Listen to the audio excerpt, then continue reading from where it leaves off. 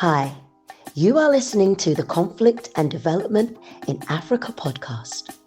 This podcast is for policymakers, governments, researchers, students, businesses, and anyone that is interested in conflict and development issues in Africa. On this podcast, we hear from experts from across Africa and the world. Your host, Dr. Michael Nwankpa, will ask the questions you would want answers to.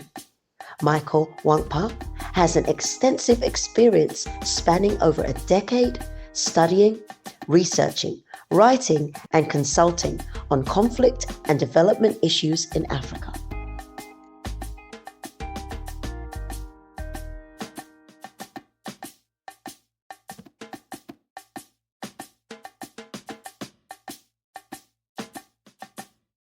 Hello and welcome to another episode of the Conflict and Development in Africa podcast.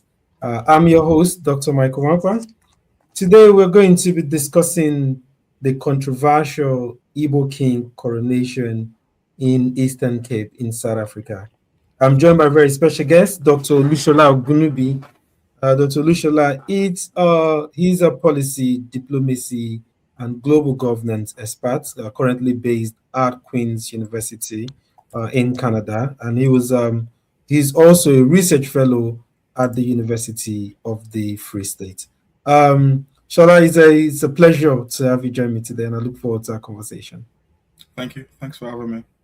Brilliant. So let's start off straight. So I think around mid last month, there was an Igbo installation of an Igbo King in Eastern Cape in Kugompo in South Africa, and that has following that has been violent protests that has mixed with other kind of what I would call xenophobic attack. Can you just run us through first of all with this incident? What is this about? This Igbo King and yeah, it's in the public domain. For me, it's I don't live in South Africa anymore. I used to live in South Africa. I've relocated I'm now based in Canada, so I've fairly followed the incident, just based on what everybody reads on the. It should have been a lot different if I was in the country. I would have had first-hand experience. At least, it would have been all over the media. But of course, you probably know more than I do in terms of what has transpired. We know, for instance, what happened is, we had, I think it was in Eastern Cape, an attempted installation of, Eze Ndigbo, which also happened in Ghana in recent times. And, what followed that was a series of protests and resistance, which is fairly, understandable, because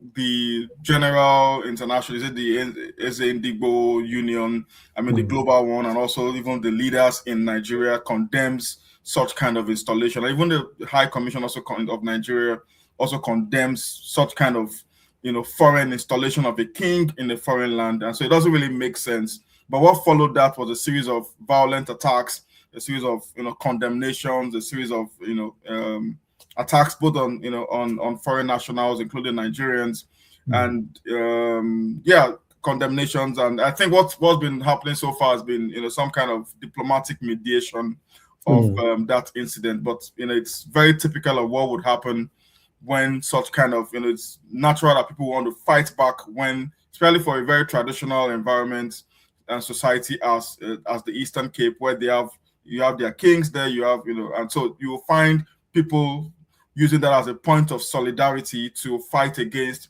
any foreign invasion or intrusion. And it comes also with a perception that you have of Nigerians of having to, wanting to dominate spaces that they find themselves. So it's very typical that those kind of fight backs would have, but it's just unfortunate that it degenerated into, criminal conflict or criminal attacks and attacks in people's livelihood and businesses and the like, which I would blame the police for, disrupting a peaceful protest and letting that degenerate into violent attacks. And that's in the hands of the police force or the South African police. But overall, you would say that it's rational that the people of that region will want to fight back against the abnormal attempts to impose or have an Eze Ndigbo king in Eastern Cape.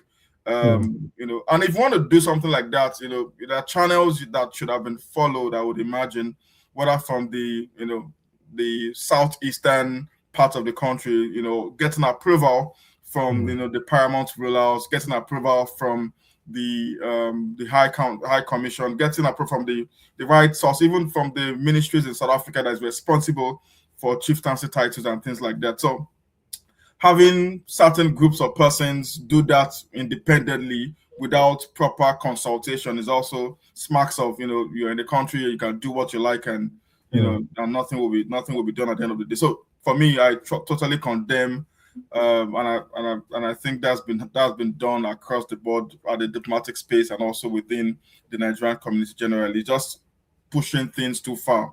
And it's not the first time this happened. It's happened also in Ghana, where there had to be high level diplomatic intervention to be able to resolve the conflict, so resolve the crisis. So and I don't think this is going to be the last time. I think we just need to probably find a way to educate our Nigerian people in diaspora and also particularly in South Africa about understanding that although there's a value in coming together as a people and having some kind of fraternal ties to your homeland, but doing that within the respectable laws of the land is also quite important. So that I think is what needs to happen.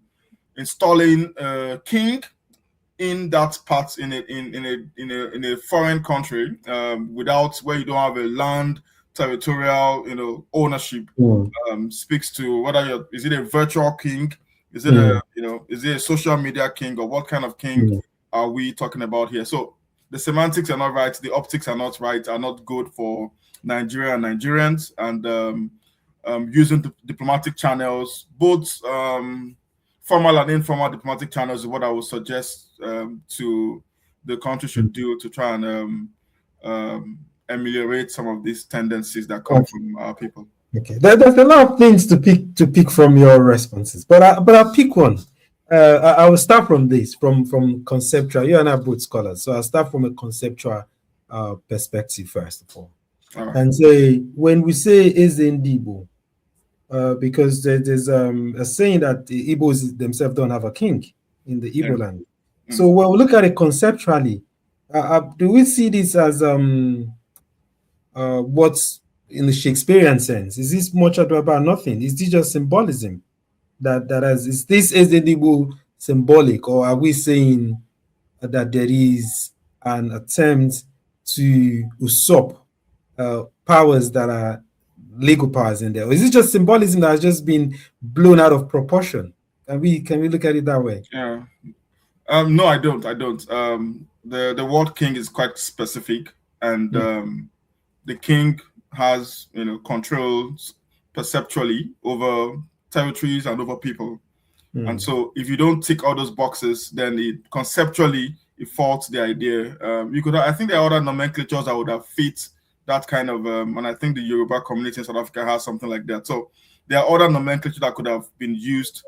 And also it comes from the historical tendencies that come with the Igbo people in South Africa as being quite domineering, as being quite controlling. They are, just you can stretch that argument to any extent, whether the perception that comes with our people, that category of people in that country. And so if you extend that, that logic to how they also perceive the installation of a king, it follows that. So for me, even though it doesn't really mean so much, it's just a symbolic, as you say, it's just a symbolic attachment. But gradually, the perception, because I've lived in that space before, the perception is that you give them a leg, they go an arm, and before you know it, it becomes very entrenched in society. It becomes and then it becomes to make a challenge for replacing the actual king itself. And I also know that our people have also, there's cross marriages taking place, and you don't know the extent of that kind of cross marriage, to the extent that it dilutes the cultural tendencies in that part of the world. So it's very easy to imagine the extent to which such kind of symbolic installation could end up in future becoming very. I'll come back to the Igbos, but I'll say something. I was watching maybe it's a YouTube reel where someone says in the next how many years the Nigerians are going to take over the whole world. Yeah, they're talking about Nigerian music. They're talking about when Nigerians are we mentioned cross marriages, that there's going to be one out of whatever is going to be Nigerian. Yeah, and everywhere you're seeing this fear, where people then express this fear that people are taking over. Even in Nigeria, within Nigeria, you see in Lagos, you might see some kind of anti-Igbo stuff, but that's just on that level. But I'm even talking at a global level, Nigeria as a whole. A lot of people have this fear that Nigerians are going to take over. So is this fear justified, or is this the fear that leaders are taking advantage, political leaders, all these guys are taking advantage to amplify these nothing but as yeah, I know you just never know what the statistics are saying in terms of childbirth, and probably there's for every 10 South Africans, 2 are born of a Nigerian parent. We don't know what the statistics are, and if you trace that statistic, might tell you that in another 20 years or 30 years, you probably have 20% Nigerian born of South African born of Nigerian. Either one of them is either a Nigerian parent. And before you know it, it becomes very entrenched or preponderant to society that it begins to create, real existential fears among the societies. So for me, I don't want to stretch that imagination further, but I would just say that the Nigerian community needs to be very, circumspect in terms of the relationship that needs to be upheld within their host communities, and finding ways to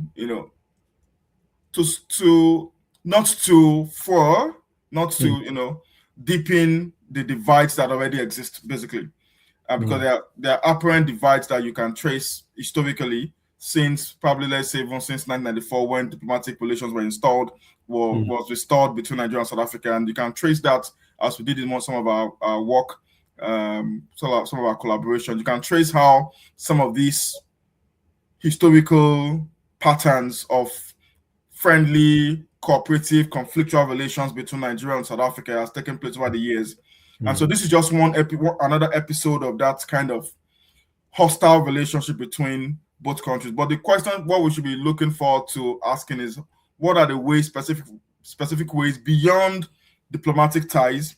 What are the non-formal ways in which we can build trust between each other? Because at the end of the day, it's a matter of trust.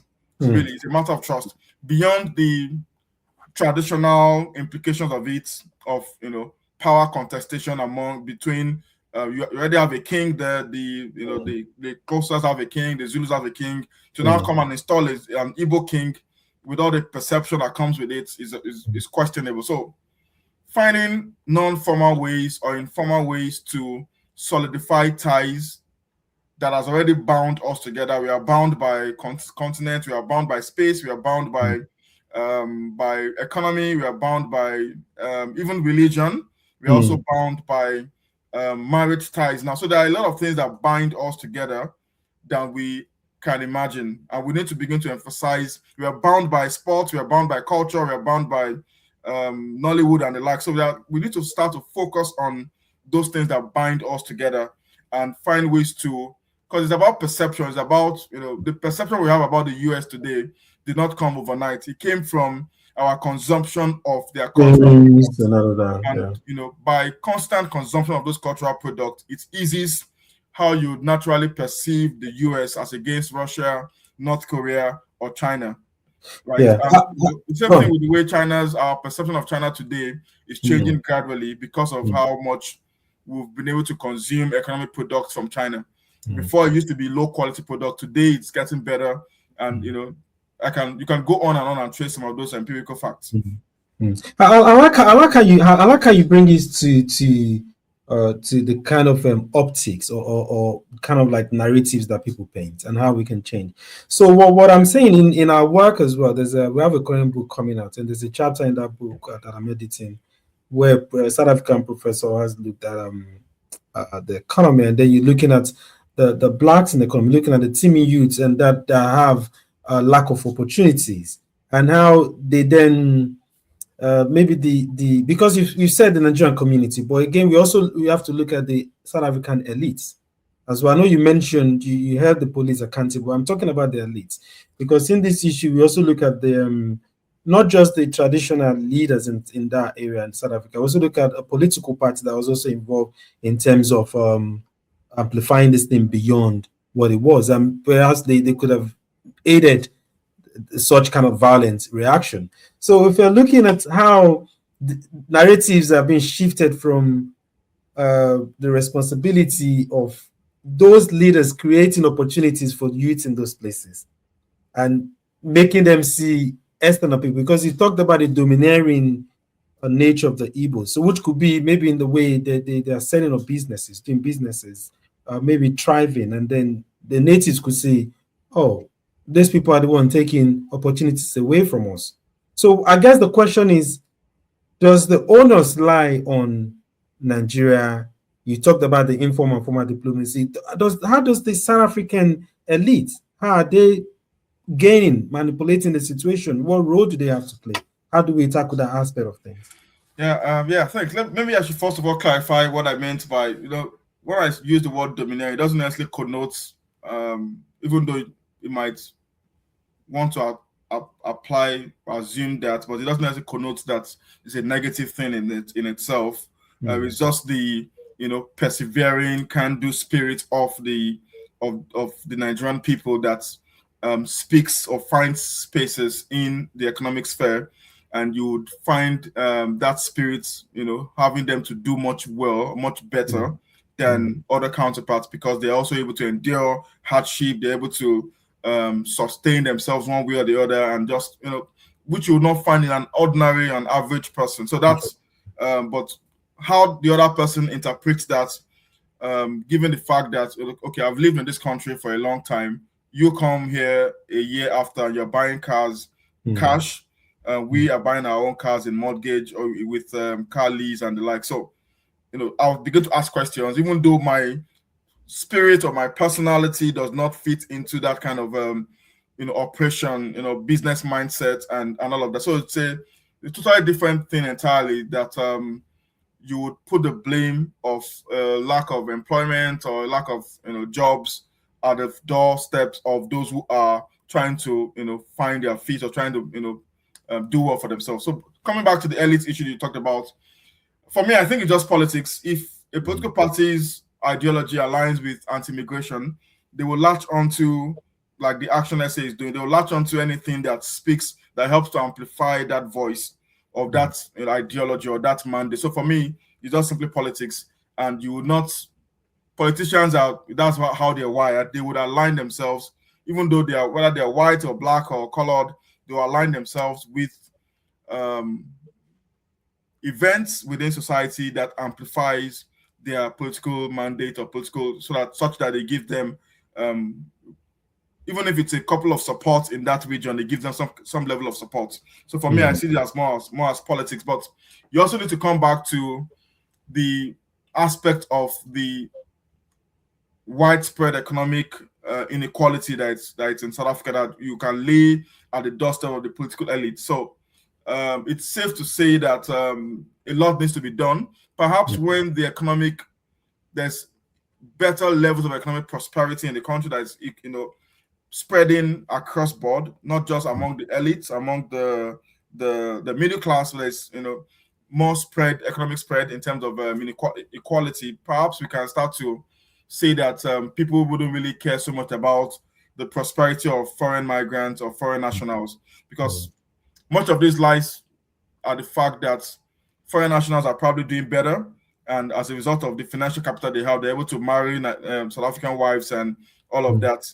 And the nationals themselves don't have those kind of energy to push themselves through hardship, through pain, to get those kind of economic wealth that foreign nationals, because foreign nationals are coming from Africa where there's already hardship, they're already used to the hustle and the bustle, and so a little bit of effort, in a sane environment, in a structured environment like South Africa, does helps the economy to blossom, right? So you can put blames on all sides, particularly at the political elites, in how they need to do a lot more in supporting, or in that's basically transforming policies into actionable impacts on people's lives, because the economic inequality gap is still very much high, and people find somebody to blame, and the easiest culprit would be foreign nationals, even though they themselves are also trying to eke a living out for themselves. And I think we can talk about that another time, but you definitely find that as a result of some of these hostilities, a lot of immigrants have left the country, including myself. So for different reasons, of course. So, but people will definitely find themselves going. You cannot tell people not to travel or not to migrate. So they will necessarily migrate to where they feel comfortable and they feel that their lives and livelihood will be protected. So if they feel that they can survive the hostility in South Africa, sometimes I hear Nigerians say, "What are you still doing in that country? Why haven't you left?" But it's if they feel that they can survive that hostility and make their money, they will still stay there and make their money despite the hostility. Let's talk about the Nigerian government and Nigeria as a whole, because you are a reflection of how the country has been perceived. Because someone was making, I think it's one popular media personality in Nigeria was making an analogy between how America dispensed a whole lot of money to rescue the pilot that was downed, and look at how one life of an American is appreciated. And then you look at Nigerians. So I'm saying, how does the treatment of Nigerians inside? Of course, we've had a case where the Nigerian taxi guy was hacked to death. We have an issue of the Chidinma girl that was going to contest. You have all this issue of xenophobic, whatever going on. And I want to tie that to how the Nigerian government itself, why they're using diplomacy, especially in this. I think the Deputy Commissioner of Nigeria kind of apologized or whatever. Yeah. But is that the approach? Should Nigeria not also, is that not also a reflection of how Nigerian treats its citizens? That also a reflection of how Nigeria, how they see Nigeria economy, how it's being managed, how the government is that not a reflection of how people are treating Nigerians? And should Nigeria not do better in all these ways, also to establish a strong condemnation of the ill treatment of its citizens? Yeah, I think historically will be in the last 20, 30 years, perhaps. That hasn't been a priority for Nigeria. It's because I think we've gotten so much used to, even coming from Nigeria itself, so much used to ill treatment, whether it's in killings or it's in, it doesn't shock us so much. Normalized, so, it's been normalized as, it's part of the daily narration of the country. If you watch the news, you hardly not find 20 killings, 30 killings, 50 killings, and there's no national uproar about this. So if people are dying in that numbers in the country and there's nobody is protesting, nobody is making any noise at any level, is it foreign nationals that have been treated badly that would then create that kind of diplomatic, attention? So I think we've normalized ill treatment, we've normalized police brutality, we've normalized. I can't imagine 2 people dying by any reason, or even 5 or 10 in Canada, and it will not be a major big issue for weeks, right? For weeks, even if one person was kidnapped recently and it became a big deal until that person was found. So it's a culture that the Nigerian state or the Nigerian government have also accepted their fate, or sort of not really pay much attention to that aspect of diplomatic relations or abuse of its nationals. And I don't know how it's going to change. It wasn't like this before, I believe, but we've come to we need to do a lot more. We need to do a lot more to address. And I think for me, before we get to that point, we need to take care of the home front by paying attention to the quality of services by the police, by this by the military, or by the government generally, and then how people are treated in terms of service delivery. Before we now start to talk about how people are treated by their host communities abroad. And so that's although I know that the Abike Dabu is doing a lot in that front, but we need to find more ways. For me, I think there's a limitation to the formal ways in which these matters can be handled.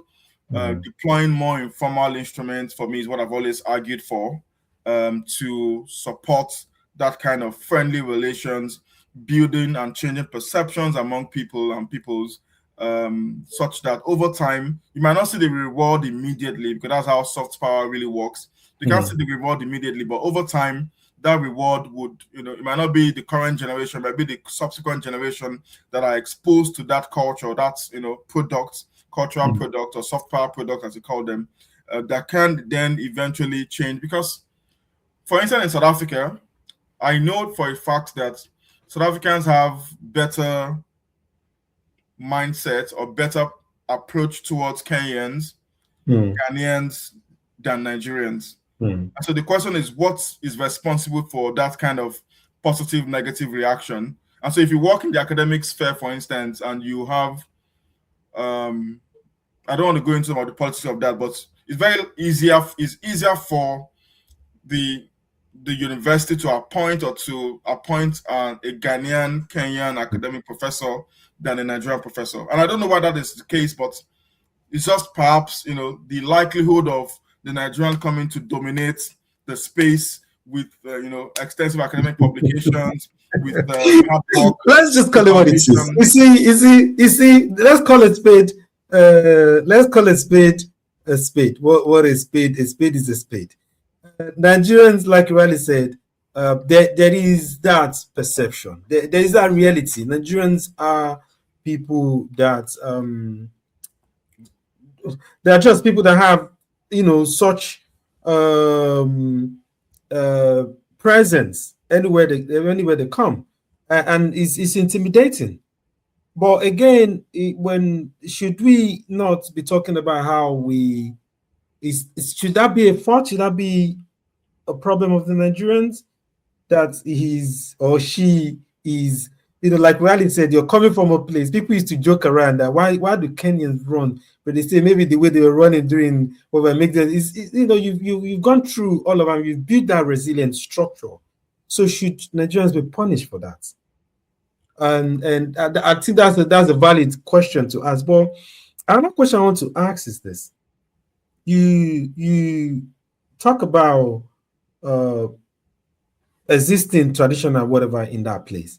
Are there legal process that these individuals or organizations or categories of people could have used to do whatever they want to do? Because I know here in the UK, it's not a big deal. We have so many people that do. There's some Indian days. There's the different cultures. People do stuff here. You wonder.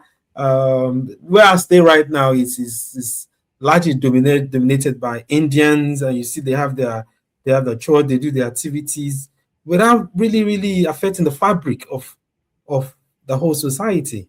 So why is it different in these other, especially in South Africa? Why is it different? Yeah, I think the sociology of every society is different, and I'm sure sociologists can speak more to that. But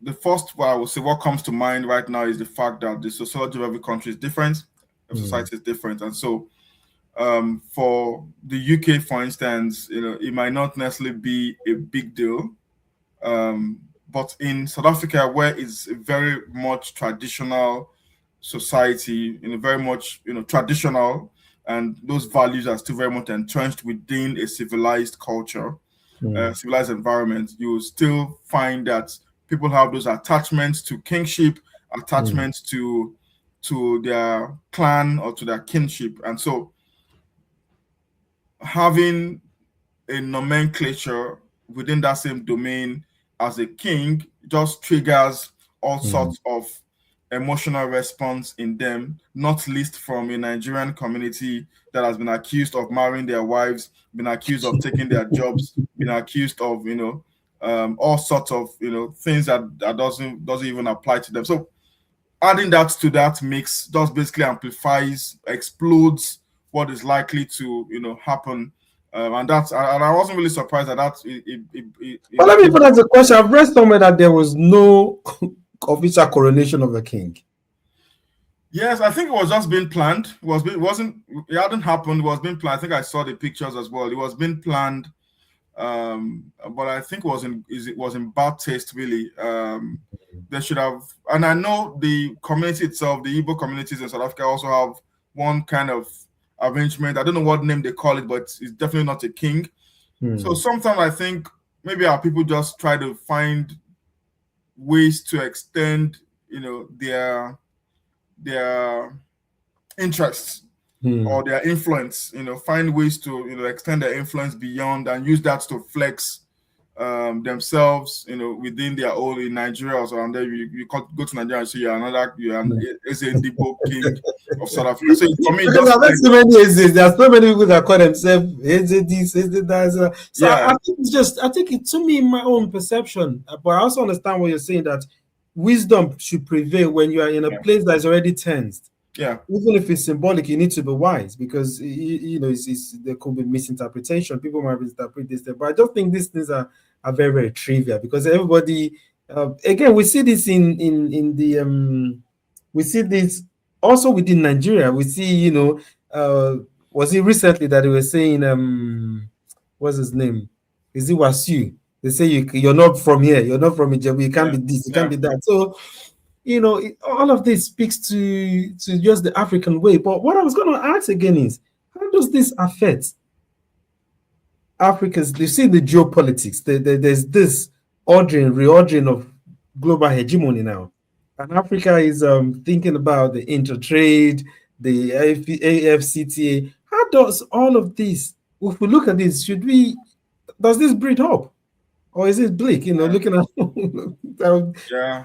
I think we're just, as far as I've studied policy making or policy governance in Africa, the first thing that I would say is that we are very much big on policies or ideas. I think I've done some work also on women, peace and security. You can trace the evolution of that policy back to some of the ideas or initiatives and what's it called?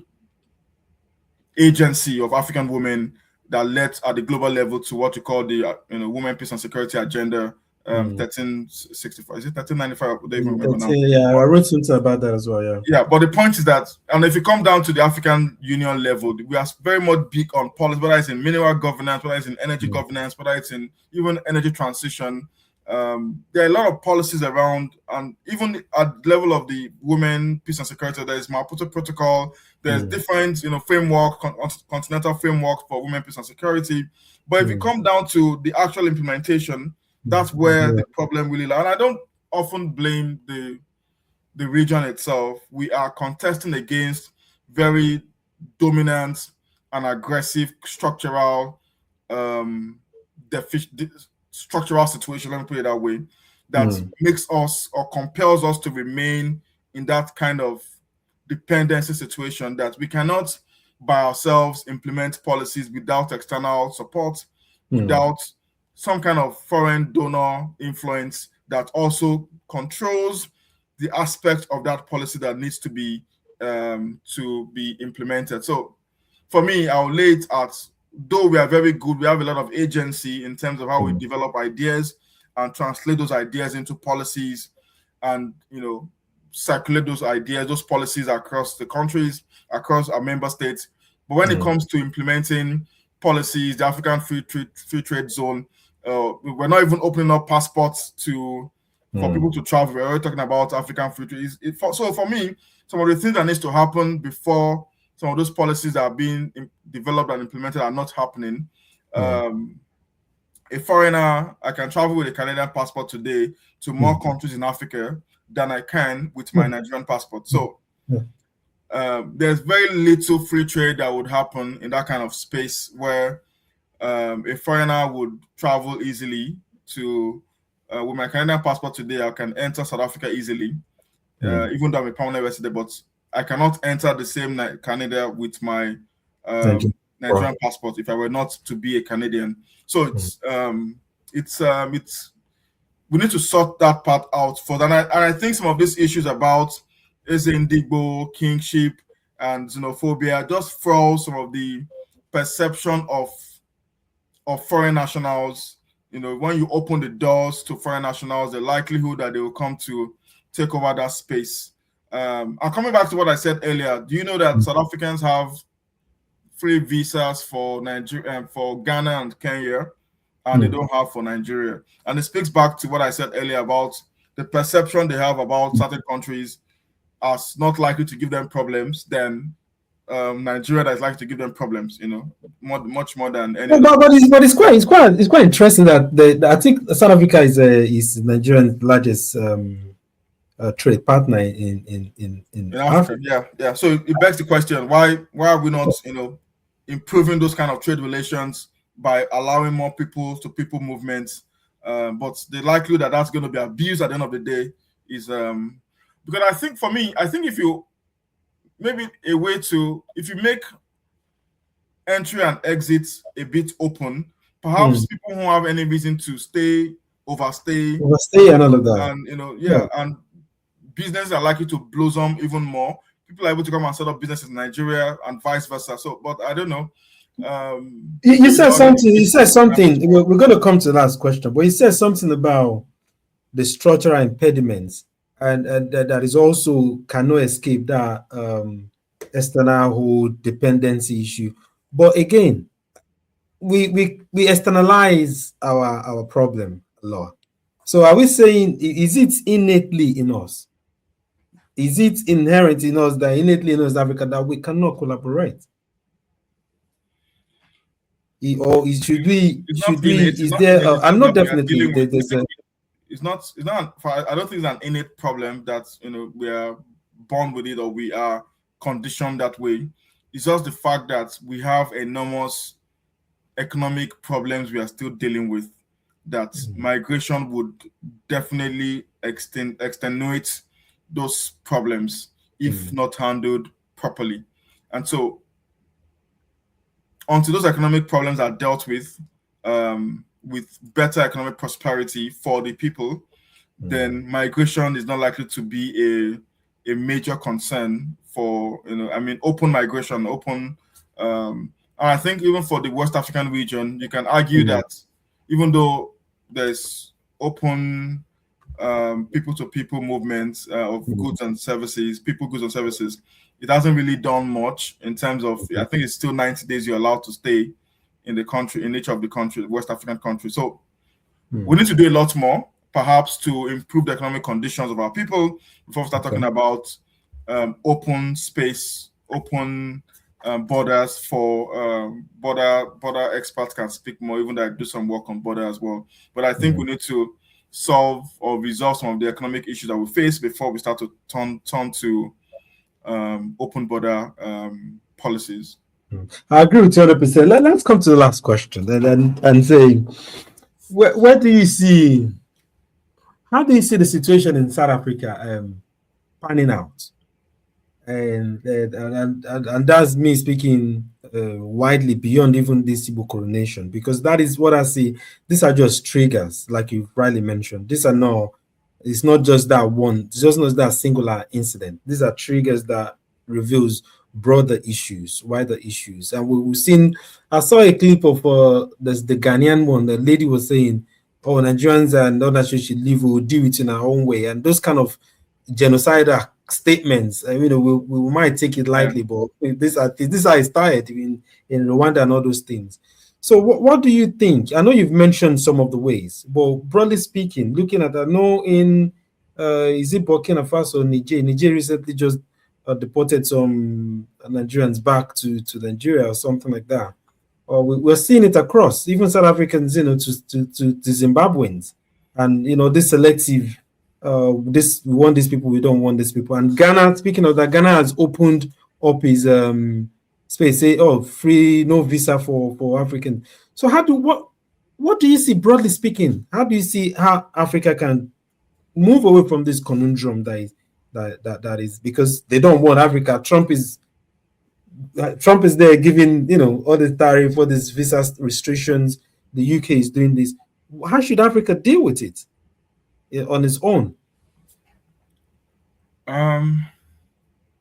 We have a serious problem, and it's all sorts of problems that we have to deal with as a people, as a continent. And I think I'm not always happy when I read or when I'm doing some research and I see that whether it's in the International Division of Labor, that Africa is at the background or is even peripheral, whether it's in technology transfer, we are cap in hand, whether it's in everything you can think about. And that also affects how the international audience perceives us.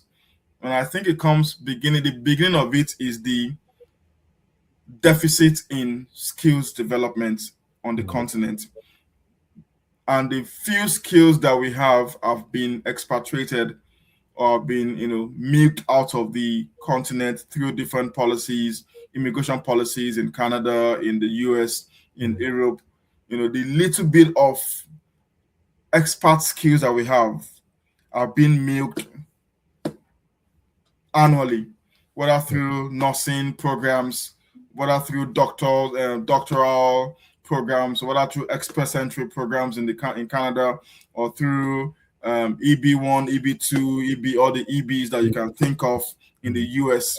So there's a huge level or unconscionable level of skilled immigration taking place in the continent that makes it inevitably difficult for any kind of development to take place in that part of the world.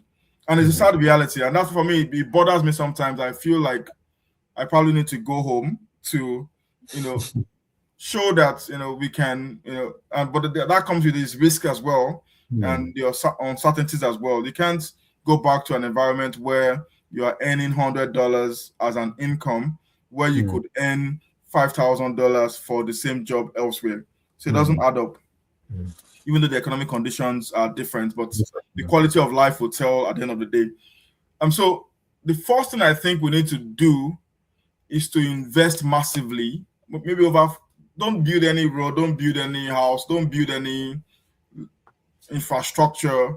We have enough roads already. Don't build any major projects. Just focus on skills development on the continent.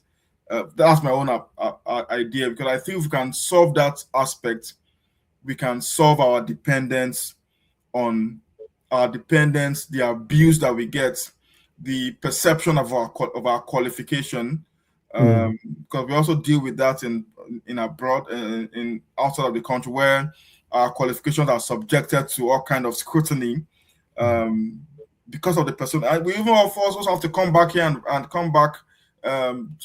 In some instances, have to write English tests just to prove that you are skilled in a particular, language or field.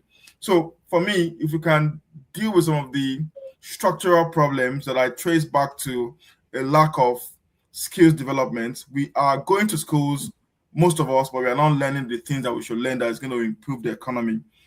So if the government if you look at the quality of our schools itself, you can tell the kind of quality that would come out.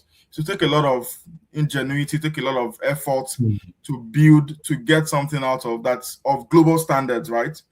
Out of some of these. So sometimes you go into it's very often you get an international student who tell you they get into a class and they can't comprehend what is being discussed in class, because what we are learning is 1960s, 1970s curriculum, right? So, and the government doesn't really pay attention to those things. If you look at the quality of the schools that we have, to also tell you how much, value or quality is coming out of that. So, because it's what we put in that's going to come out of. Even some of our lecturers are doing side hustles as businessmen, as flight attendants, or as ticket operators as outside gigs. So those abnormalities speak to the kind of attention we paid to our education sector that's supposed to develop you are, of course, you're having one or two, quite a couple of them that are coming out of their own ingenuity. Those who are exposing themselves to international scholarship are also able to, get very good grades. But competitively, internationally, whether they also can operate at that level, it's those are probably I want to give a lot more accolades to are those in the humanities, in the history, humanities, arts, for instance, are doing quite a lot, very much so that they can compete globally. But social sciences, science in itself, natural sciences, we have a long way to go in how we use the knowledge that we have obtained to transform our economy without having to rely on external. So the roads that we build today, there's hardly you see a road that does not involve a foreign partner, despite our 50, 60 years engineering history. So, and if you give it to a private firm, they will build something that will collapse or deteriorate in a year or two. So it's sad, but that's the reality. That I think that's one of the things we need to do first. If we solve that aspect of, and South Africa is doing a lot in that aspect, much more than I think any other African country, in terms of using their own homegrown technological solutions, homegrown skills to develop themselves. And I think it comes from historical apartheid isolation, where they have to think, look inwards, and build themselves, and they're still enjoying those benefits today. Yeah, shall I see how I kept quiet and listened to you, because not many people, I've written this in my last book, that we don't pay attention. We sometimes talk about the politicians, but we don't talk about education and the people at the hands of education, how the education system have been bastardized, and how that is our only hope, to be able to uplift the, people won't understand. We're talking about Igbo coronation. What's that got to do with education? It's got everything to do with it. And that's why we've set up this kind of center. Like Raleigh said, we ourselves have a role to play. And I can see the passion in you as well if you have to go home. If we don't do it, solution has to come from within. Yeah. And it takes the intellectuals to do it. And intellectuals have failed. And most are validating the system, the corrupt and system, the sad reality that you've just painted. So that is where the solution. I'm glad that we share that sentiment. Great. And I'm also glad that you're able to honor our invitation. I thank you for the rich insight, and I'll be in touch shortly. Yeah, it's a pleasure. Thank you. Thank you very much for the opportunity to be here. Thank you very much. Take care. Touch. Thank you.